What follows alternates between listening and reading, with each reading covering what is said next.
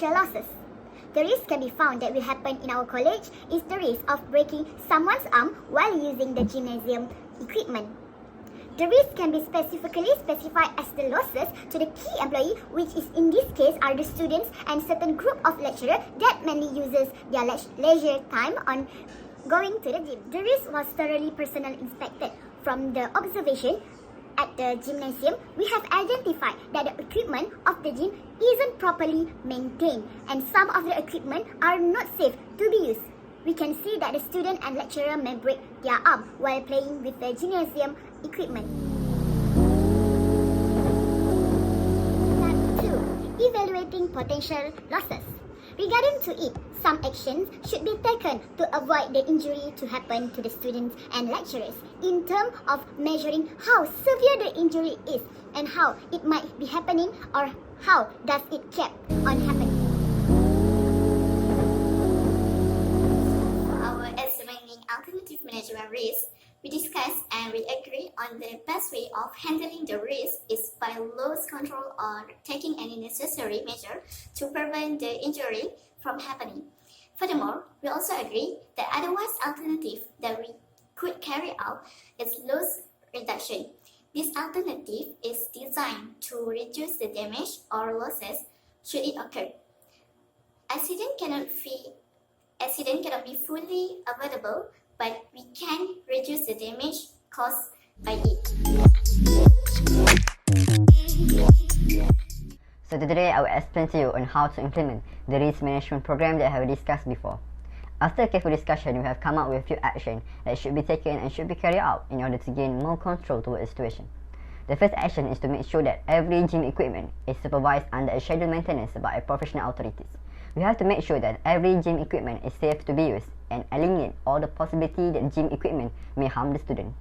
The next action that could be taken to implement the risk management program is to make an efficient online platform for the students. Through this online platform, students can inform if anything happened to the gym equipment while they are using it. By doing this, we can inform the professional authorities to fix the problem immediately, thus removing any future Process of risk management is making sure that everything that have been planned are carried out accordingly without any enforcement to action be taken to the student especially. We must be making sure that the program that have been implemented is making any progress and helping some sort of way making the environment better.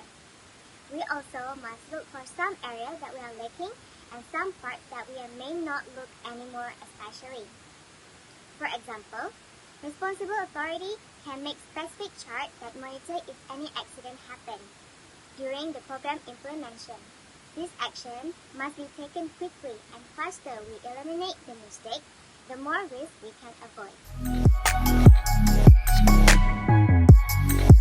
So we chose indemnity. Okay, so why do we chose indemnity? It is because indemnity is a guarantee to restore the insured to the position he or she was before in a certain accident that caused a loss for the insured. So the insurer, which is the company, the provider, will compensate the insured, which is the policy holder. So based on our risk is that the loss caused by the incident for the insured is a liability insurance contract where the students or lecturers may break their arm while using their college gym equipment. So by this, the insurance has a measurable insurance interest towards the contract of indemnity, which is the loss is a result of a bodily injury that acts under the liability insurance contract. So, the insurance company can only promises to compensate the policyholder for the amount of the loss up to the amount agreed upon in the contract. So, the insurance company can only compensate a maximum agreed in the contract. So if it is above the contract, the insurance company will not compensate it. They will only compensate the amount of the agreed or lesser than that. I'm going to continue about the basic principle that are suitable for our risk in indemnity. Okay, for our fourth point, it tells you that the amount of compensation is indirect proportional to incurred loss, which means that the cost for a broken arm can be insured, but there is two sides of it. If the cost is more than what we can cover, that means that the insured cannot get the full amount of the money. For instance, like your hospital bill, is 6,000.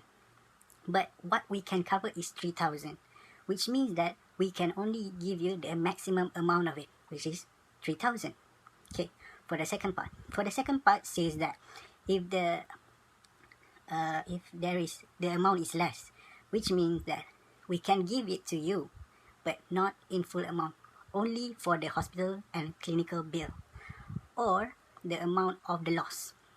For instance, okay, your hospital bill or clinical bill is 3,000, but the maximum amount that we can cover you is about 6,000. There you go. But you cannot get the full amount of 3,000. Do you get me? Okay. For this, the last point is the indemnity provide protection for unexpected events only. It is not for profit or loss. Okay, so you cannot gain for something from it. It's actually a basic principle where you lost something and you get something. That is only it. Thank you.